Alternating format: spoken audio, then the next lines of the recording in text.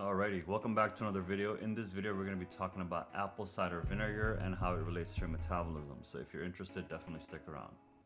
Alright, so in this video, really, if you think about it, we've been talking about a lot of interesting things on like how water benefits your health, how different types of substances, black coffee, green tea, in general, just a lot of different things, what it is, and then how it actually relates to your metabolism. So now we're going to be talking about apple cider vinegar. This is a very hot topic. A lot of interesting research has been done, is being done, and shows some promise in different things with respect to like your metabolism, your metabolic disorders such as diabetes, pre-diabetes, your insulin levels. There's a lot going on.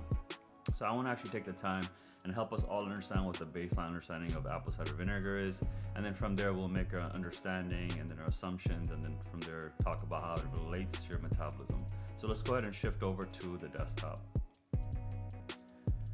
Alrighty, so I have always three tabs that I always have open so that we can just get a baseline understanding of everything, right? So first thing we want to do is just quickly Google.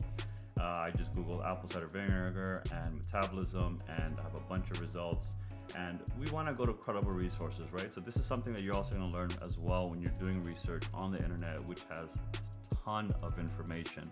You actually don't know what is legit and what's not, so you're going to get a good taste of that while I'm doing it with you.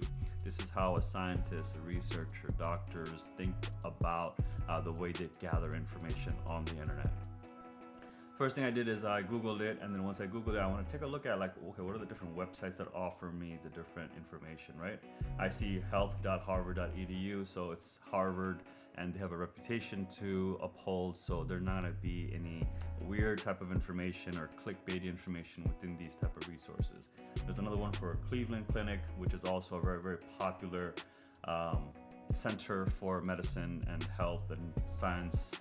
There's also Mayo Clinic. We're just going to go to the Harvard one just because I took a look at it right before this and it was credible enough and it gave me the information I was looking for. So of course you can just go ahead and you yourself Google it, but then if you want to just take a look at what I saw that just caught my attention was right here.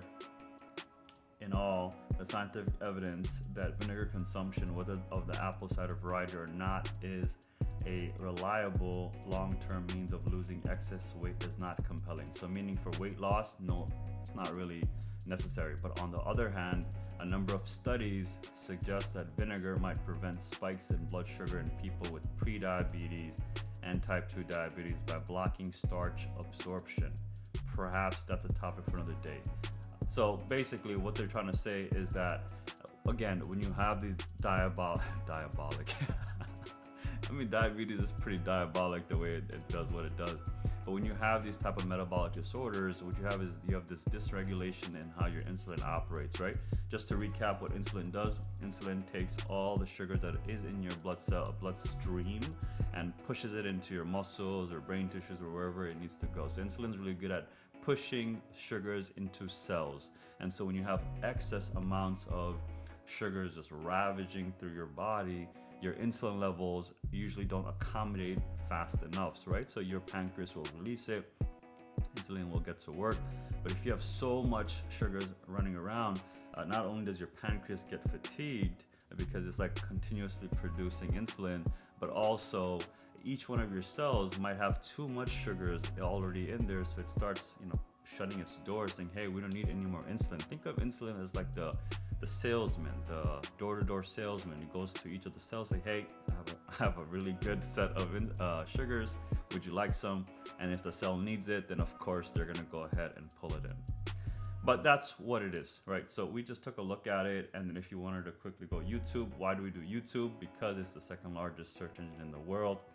And as you can see, that's how it looks like. It just looks like vinegar plus apple juice. Literally looks like vinegar plus apple juice. So who knows? Maybe it is what it is. Maybe it's just literally apple cider and vinegar that they mix together. Yeah, so you could definitely look through these and you can see Dr. Berg has been really top of mind. He owns, it seems like he almost owns the category. A lot of good information, so definitely take a look. But basically at the end of the day, what you want to now understand is let's make sense of it, right? Let's make sense of this now. Let's put on Shaquille's hat, come into alpha, and then how do we take this information and optimize our metabolism, right? So in alpha, we always speak about movement, metabolism, mindset. So we really want to focus on how does this affect your metabolism. So as you saw, right, if it's gonna delay the absorption of starch and whatnot, that's great, because then your insulin can do what it needs to do. It doesn't have excess work that it needs to do. It won't fatigue your pancreas, and etc., etc.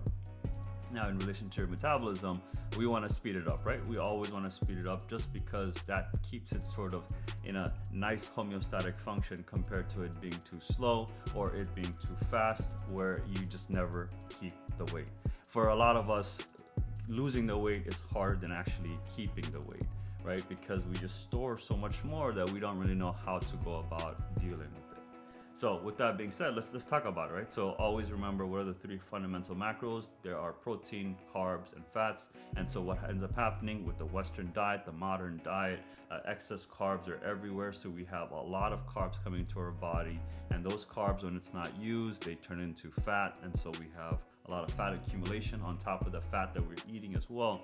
That gets stored. And then the proteins, not really high levels of proteins in our diets, but we shouldn't make that an effort. But irrespective of that, when we do get protein, it helps with replenishing our cells and organs and everything that really needs the protein as a scaffold for the organism that we are. Those are the three fundamental macros.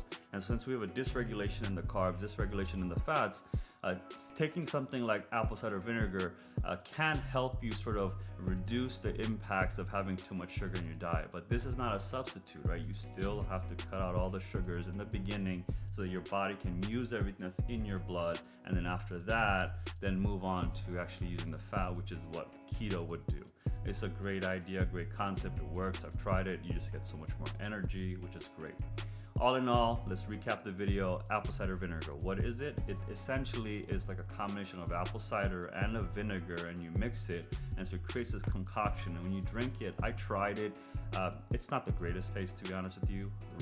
Real, it's not the greatest taste.